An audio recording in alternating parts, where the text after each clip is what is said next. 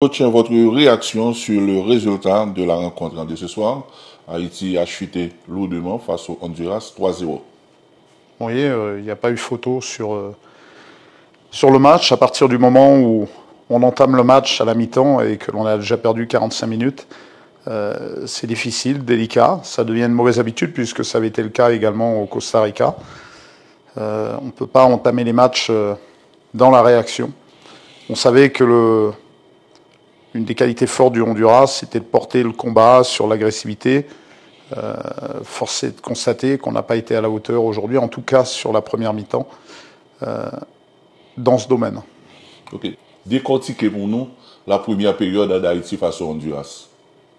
Tout simplement, on s'est fait manger dans le domaine de l'agressivité. Je pense que tactiquement, on a su rectifier par notre positionnement les difficultés qu'on pouvait rencontrer en début de match au milieu, par leur dispositif, et notamment la présence d'Ariaga aux côtés de Flores. Mais encore une fois, on a manqué d'agressivité, mais je dirais que ce soit offensivement ou défensivement. Puisque, in fine, oui, on va voir les défenseurs sur les buts encaissés, mais je pense qu'offensivement aussi, on a eu quelques situations, on n'a pas été juste dans le dernier geste et on a manqué de ce petit supplément d'âme pour espérer bousculer une équipe à domicile et une équipe de qualité. Encore sur les 45 premières minutes, coach. Vous vous sentez un peu trahi par vos joueurs ou bien c'est votre discours qui ne passait pas? Pas trahi par mes joueurs.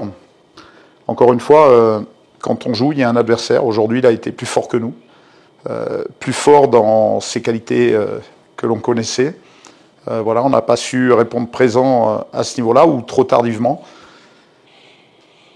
Le groupe est aussi jeune en termes d'expérience internationale, j'entends, puisqu'on a récupéré quelques nouveaux joueurs, mais qui ont eu 1, 2, 3 sélections. Voilà, je pense que ça joue aussi à ce niveau-là. Les rencontres internationales sont différentes de ce que l'on peut avoir, même dans des championnats européens. Donc on est, oui, forcé de constater, encore en phase d'apprentissage. Maintenant, à l'entame de ce stage, nous avions fixé un objectif à minima de 3 points, ce qui a été acquis contre le Nicaragua, de manière à pouvoir encore espérer lors des journées 5 et 6, ce qui sera le cas. Maintenant, ça nous condamnera à faire carton plein lors de ces 2 journées pour espérer pouvoir entrevoir la Coupe du Monde, certainement par l'intermédiaire de barrages. Mais encore une fois, s'il y a 1 an et demi au début de cette aventure, on nous avait dit que lors des dernières journées, l'avant-dernière journée, on serait en position de jouer les barrages. Je pense qu'on aurait signé. Voilà. Maintenant, il va falloir se remettre en question par rapport à cette défaite. Essayer de rectifier certaines choses et de bien bosser sur le prochain match à venir, à savoir le Costa Rica. Ok. Maintenant, coach, vous avez opéré plusieurs changements en seconde période. Qu'est-ce qu'il y a eu d'intéressant? Qu'est-ce que ces changements ont apporté pour vous et de positif? Alors, j'ai changé 2 joueurs à la mi-temps, mais j'aurais pu en changer beaucoup plus. Voilà, un réajustement. Je voulais aussi avoir quelques réponses. Je pense que même à 3-0, il fallait convaincre les garçons que ce n'était pas perdu. Parce que une qualification, c'est un travail de longue haleine, ça peut se jouer à la fin au goal average. Donc il fallait relever la tête et puis essayer de marquer un but pour éventuellement mettre le doute chez l'adversaire, comme on avait pu le faire contre le Costa Rica. Donc voilà, on a réajusté en plaçant J.K. Duverne sur un côté. Je pensais que, au moins sur l'aspect offensif, on allait être un peu plus consistant avec Casimir sur ce côté droit. Et l'arrivée d'Anès Delcroix me permettait aussi de le voir, puisqu'on n'a pas beaucoup de recul encore dans l'axe. Donc la deuxième mi-temps a été de meilleure facture, mais encore une fois, je ne ciblerai pas les 2 jours sortis, j'aurais pu en sortir d'autres. C'est simplement un état d'esprit général que l'on n'avait pas sur la première mi-temps. Bon, tenant compte de la réalité du classement, et après ces rencontres de la 4e journée, on est passé de la première à la 3e place. Quelles sont les chances d'Haïti de pouvoir espérer se qualifier pour la phase finale de la Coupe du Monde ou même passer par les barrages?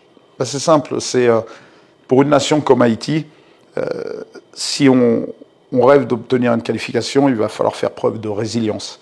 Voilà. Si nous n'étions pas la meilleure équipe il y a 3 jours après la victoire contre le Nicaragua, nous n'étions pas la meilleure équipe de la zone, nous ne sommes pas la plus mauvaise aujourd'hui après cette défaite. Il faut faire preuve, il faut relativiser, faire preuve de bon sens, ne pas s'affoler. Et puis en revanche, se remettre au travail, se retrousser les manches et il faudra répondre au combat que requiert une rencontre internationale pour aller en Coupe du Monde. Et c'est ce que l'on aura contre le Costa Rica, qui est une nation 40e mondiale, donc ce n'est pas rien. Mais voilà, on n'a absolument rien à perdre. À nous de rectifier ce qui n'a pas été sur ce match. Tout donner sur le terrain, coach, pour s'autoriser le droit de rêver. C'était respecté aujourd'hui ou pas? C'est de constater que ce n'était pas respecté sur 90 minutes. On a été en dedans. Alors, il faut dire que c'est ça votre slogan. Tout donner sur le terrain pour s'autoriser de rêver. Donc pour aujourd'hui. Je pense que c'est un slogan que tu as capté sur un instant T. Mais d'une manière générale, oui, ne pas abandonner. Et encore une fois, faire preuve de résilience. On sait qu'en termes d'individualité, une équipe, ce n'est pas une addition d'individualité. Il faut que collectivement, on soit connecté. Force est de constater qu'aujourd'hui, on l'était un peu moins qu'il y a 3 jours. Ok. Maintenant, coach, je pense que c'est la dernière question. Un petit bilan de ce rassemblement et du mois d'octobre en faisant une projection sur le mois de novembre.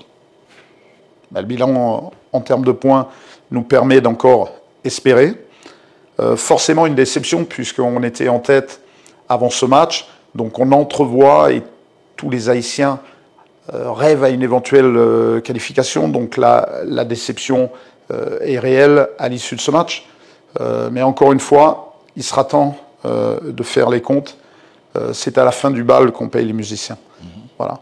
La projection sur le mois de novembre maintenant. C'est pas fini, mais voilà. On sait qu'il faudra faire un exploit. Ça aurait pu être aujourd'hui contre le Honduras. Il faudra que ce soit contre le Costa Rica le mois prochain. Le mois prochain, c'est 6 points ou rien du tout, quoi. C'est 6 points où on regardera la Coupe du Monde à la télévision. Merci.